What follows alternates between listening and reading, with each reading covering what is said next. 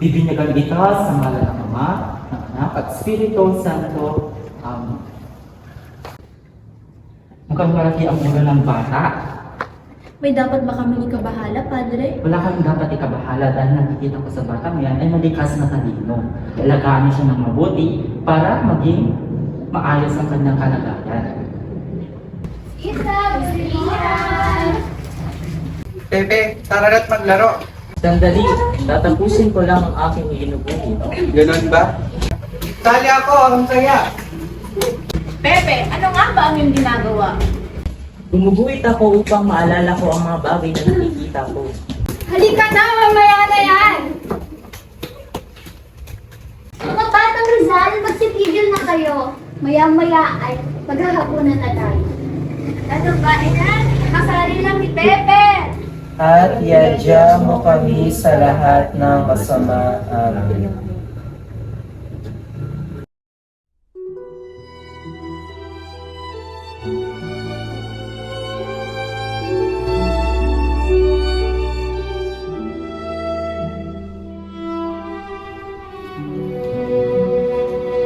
Nagbabala ang ina sa kanyang anak na huwag lumapit sa lampara sapagkat ito'y mapanganib.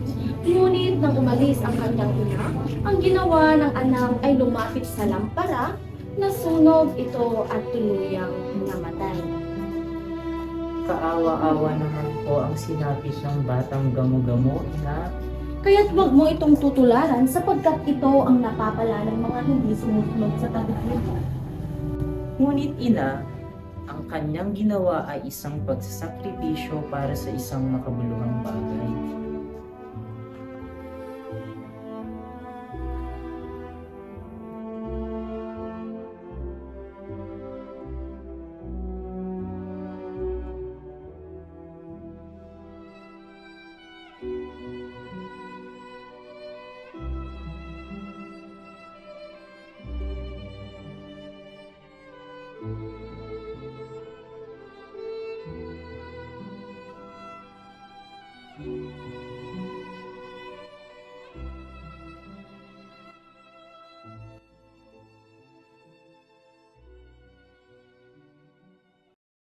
Jose, maging matatag ka. Ang pag-aaral ay may kaakibat na pagsubok.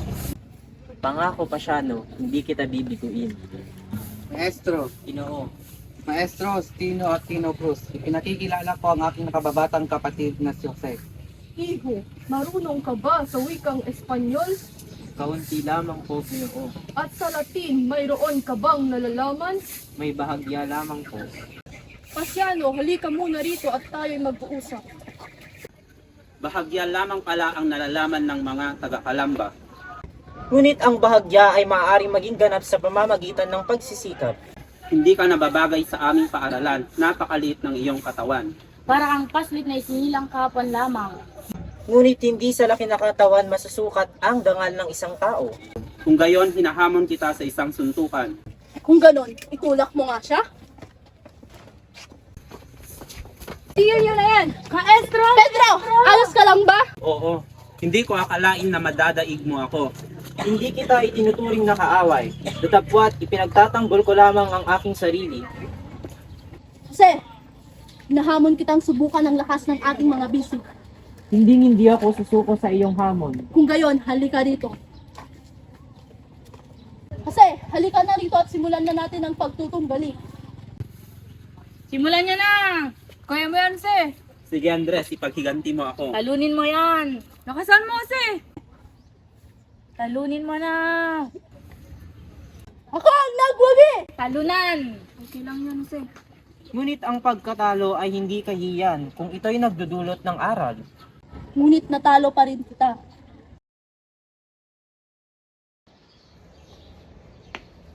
Iho, ang iyong mga guhit ay may buhay. Saan mo natutunan ng ganyang husay? Oo nga kasi, ang ganda ng iyong mga guhit. Natutuhan ko po ito sa aking tiyo na si Jose Alberto. Alam niyo po ba, kapag ako'y gumuguhit, kakaiba ang aking nararamdaman. Tila ba ako'y malaya? Kung gayon, iyong pakatatandaan na ang sining ay biyayang galing sa may kapal. Jose, ikaw ang nanguna sa ating lahat ng aralin. Ang aking tagumpay ay bunga ng aking mga guro at sakripisyo ng aking mga magulang. Ngunit maestro, palagi siyang nakikipagtalo. Totoo ba iyon, Jose? Kung totoo man, ikaw ay aking parurusahan. Ako man ay naparusahan, ngunit ang aking budi ay nanatiling malinis.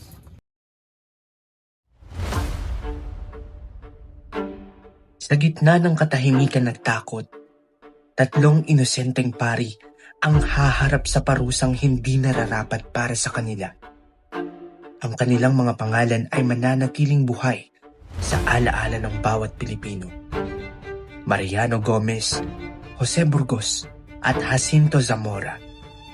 Ito ang simula ng isang trahedyang gumising sa diwa ng bayan.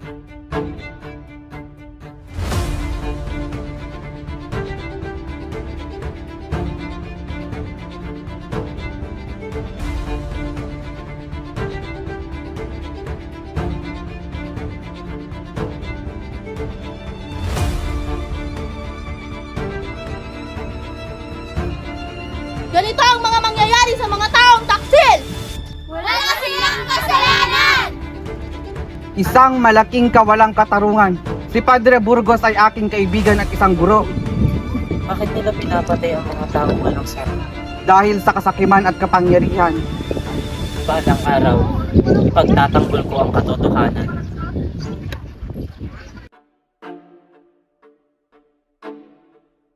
Ang aking ina si Teodora Alonso ay inakusahan at ikinulong sa kasalanang hindi niya ginawa. Sa murang edad nasaksihan ko kung paano tapakan ang dangal ng isang inosente. At sa sandaling iyon, mas lalong tumimo sa aking puso ang pangangailangang ipaglaban ang katotohanan. Teodoro Alonso! Ikaw ba si Teodoro Alonso? Ano ang inyong kailangan sa akin? Ikaw ay pinapahulit sa utas ng pamahalaan. Sa itong pagkakamali, wala akong kasalanan! Dapat nila kayo kinukuha! Tumahimik kayo! Sumama na kayo sa amin! Sandali lamang. Jose, magpakatatag ka. Hindi po ito tama. Bakit ka po nila dinadala? Sumusunod lang kami sa utos! Lagi ninyong pakatatandaan ng katotohanan ay kailanman hindi matatalo. Pangako, ina. Ipaglalaban ko ang tama. Hindi ka na!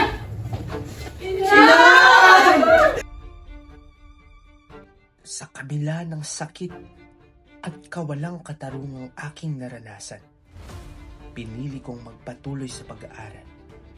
Dala ko ang pag-asa na sa pamamagitan ng kaalaman, maipaglalaban ko ang katotohanan. Unti-unting hinubog ang aking isipan at pinalakas ang aking paninindigan.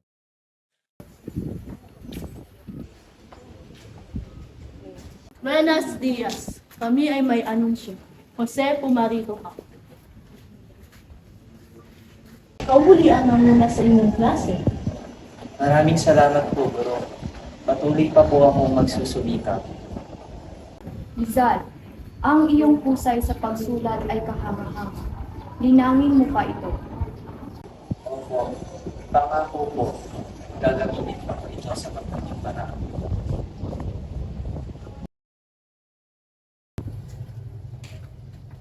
Olympia, aking kaibigan, ako'y narito na. Pepe, halika. May ipapakilala ako sa'yo.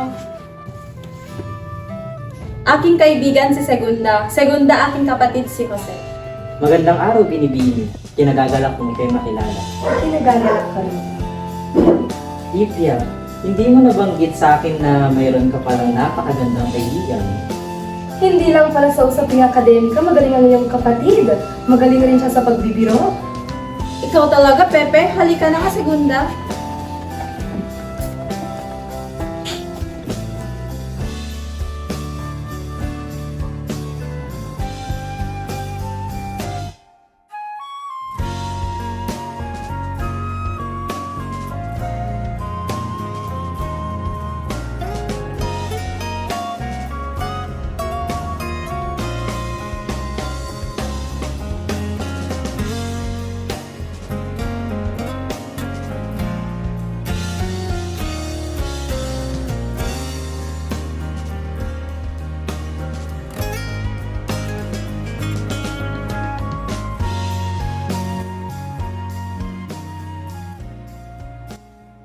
gitna ng aking pag-aaral at mga pangarap para sa bayan, dumating ang isang panahong nagbigay ng sakit sa aking damdamin. Ang aking unang pag-ibig ay itinakdang ipakasal sa iba. Sa sandaling iyon, natutuhan kong kahit ang pag-ibig ay maaaring agawin ng kapalaran at lipunang mapanghusga. Mayroon akong nais ipagtapat sa'yo, Jose. Ano yun? Sabihin mo. Ako'y nakatakda ng ikasal kay Manuel Luz. Patawarin mo ako, Jose.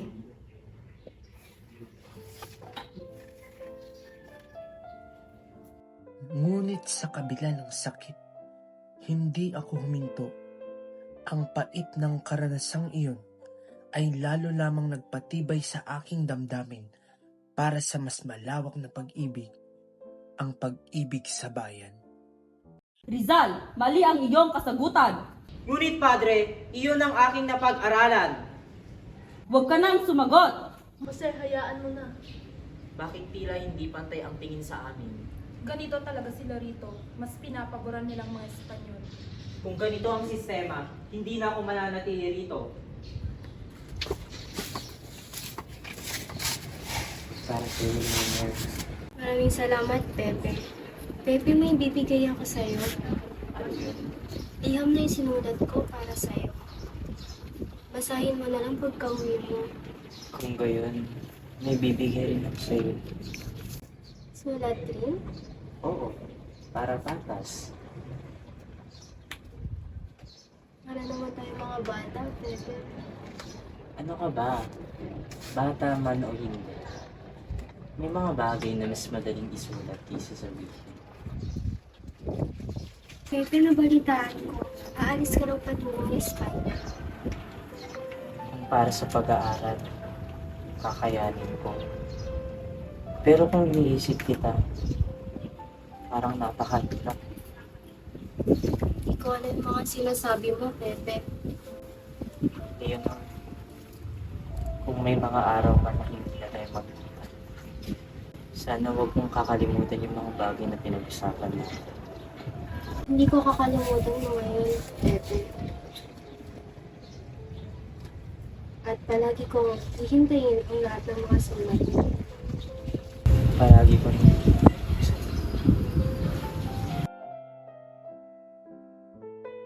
Dumating ang panahong kinailangan kong lisanin ang aking bayan upang ipagpatuloy ang aking pag-aaral sa ibang bansa.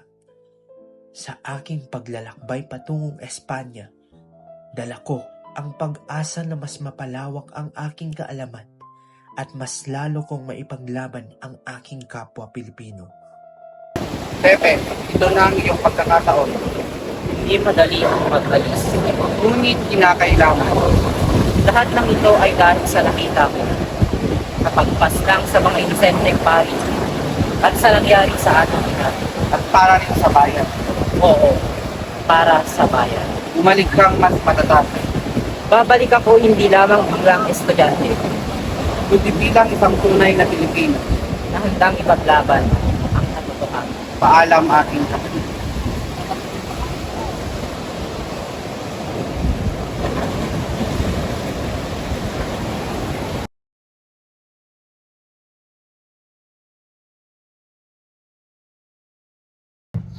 En España, la libertad se respira, pero no se comparte con mi pueblo.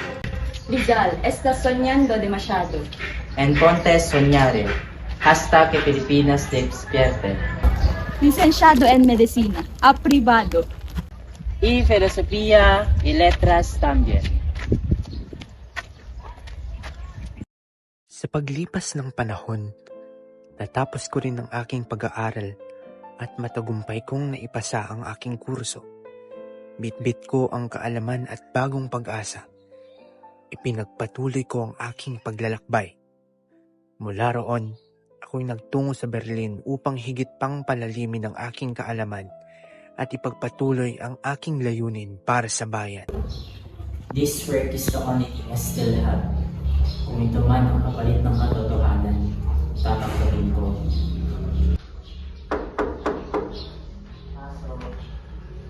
Rizal, mukhang pinapasan mo ang buong mundo mag-isa. Maxine, wala akong sapat na salapi upang may himbang ang aking akdang toiletang huli. Nabalitaan ko ang nangyari sa inyong palayan. Nalulungkot ako para sa iyo. Kaya narito ako, hindi lang para bumisita, kundi mag-alok ng tulong. Bakit may ito ginagawa siya? Hindi ito para sa iyo lang. Ito ay para sa ating bansang Pilipinas. Sa aking paglalakbay, aking dinalaw ang aking kaibigang si Ferdinand Blumentritt. Sa kanya, natagpuan ko ang isang tunay na kaibigan na handang umunawa at sumuporta sa aking mga adhikain para sa bayan. Dr. Rizal, echa kailangan lakbise moment kawate. Blumentritt, enlich person lich. Please, you are welcome here. Thank you. Your kindness means a lot to me. Then tell me about your country. My country is rich in spirit, but poor in justice. Then this is the voice the world needs to hear. You are the greatest son of your country. I am only a voice for my people. Matapos ang aking mga taon ng pag-aaral at paglalakbay sa Europa, ako'y nagpasyang bumalik sa aking minamahal na bayan. Bitbit ko ang aking mga natutuhan, pati na rin ang pag-asang makita muli ang aking pamilya at ang lupang aking kinalakhan.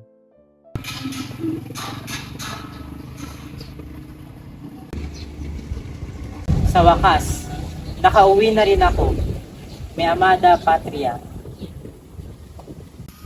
Si Pepe! Pepe, kami tutuwa at ikinabalik na. Pepe, si Leonardo Rivera. Hindi ikinasal na. Ganun ba? Kaya pala hindi na ako muling nakatanggap ng sulat mula sa kanya.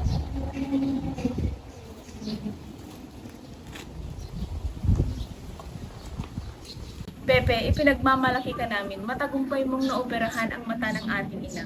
At ang iyong akda ay matagumpay na binubuksan ang isipan ng karamihan ngayon sa ating kababayan. Pero hindi pa sapat yun. Kailangan na mamulat ang lahat sa katotohanan. Gagawa ako ng mas matindi pang akda. Maraming salamat sa iyong tulong, Bernity. Napakalaking bagay nito upang mailathala ang LGBT. Walang anuman kaibigan. Sana sa pamagitan niyan magiging ang diwa ng ating mga kababayan. Sa aking pagbabalik sa Pilipinas, hindi kalayaan ang sumalubong sa akin, kundi ang parusang dulot ng aking paninindigan. Ano ang kailangan niyo sa akin? Sa utos ng pamahalaan, ikaw ay aarestuhin. Wala akong ginawang kasalanan sa aking bayan. Ang tanging hangad ko lamang ay reforma at hindi gulo. Sumama ka na lang, Rizal!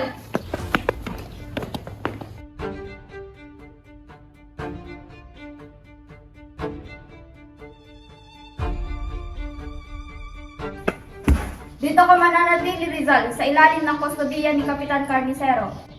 Kahit na wala akong kalayaan, gagawa ako ng paraan para magkaroon ng silbi dito. Sa kabila ng aking pagkakakulong sa dapitan, hindi ako nagpadaig sa aking kalagayan. Sa halip, ginamit ko ang aking kaalaman at kakayahan upang maglingkod bilang guro, doktor, at lingkod ng bayan. At doon, natagpuan ko ang pag-ibig at kapayapaan sa piling ni Josephine. Guro, bakit po kayo nagtuturo kahit hindi kayo pinapayagan maging malaya? Dahil ang kaalaman ay hindi nakakulong. Doktor, wala po akong pambayad. Huwag mo nang alalahanin pa. Hindi lahat ng lunas ay binabayaran.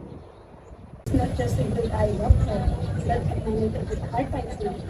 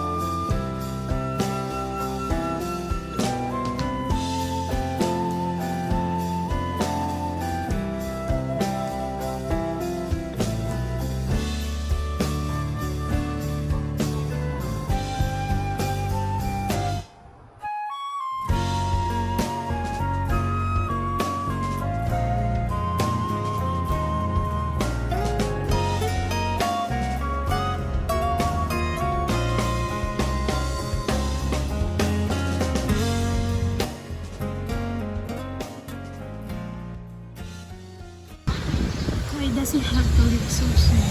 Felt like he was taken away from us in an instant. But the pain that left us, will last forever. I cannot accept it easily, Mother Joseph. But our little Francisco is no longer suffering. But he said he is just a child. We could have so many moments that we could have shared. I know. I just imagine him going, running toward us with laughter and calling our name. But perhaps he was only meant to stay for us. Rizal, aalis ka na papuntang Cuba. Dito, hindi ako naging isang bilanggo. Dito ako naging isang kapaki-pakimara. Ngunit ang aking paglilingkod ay muling sinubok ng kapalaran. Habang ako'y patungo sa Cuba, muli akong inaresto ng mga otoridad. Ang aking pagbabalik sa Maynila ay hindi na bilang isang malayang tao, kundi bilang isang akusado na haharap sa paglilitis. Rizal, ikaw ay inaaresto muli. Ipapabalik ka sa Maynila upang litisin. Tatanggapin ko ang kahit anong maging nila.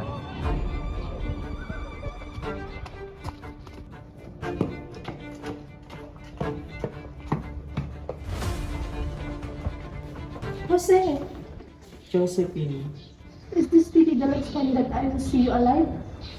please, do not take a small and heavier that is already. How can I live without you? You know that you are my life. And I know that you did not know. Some endings cannot be avoided, but it can be faced with dignity. What will I do after this? You will live, and you must continue it, even when it feels impossible. I don't know how to live without you, Jose. Then carry me with you, not in sorrow, but in strength. I don't want to live alive, where you are just a memory. Then, let it be the memory that feeds the courage, not you. Sa huli, ang aking laban ay umabot sa wakas. Ang aking mga salita at paninindigan ay hinatulan ng kamatayan. Ngunit naniniwala ako na ang aking buhay ay hindi magtatapos sa araw na ito, sapagkat ang aking adhikain ay mananatiling buhay sa puso ng bawat Pilipino.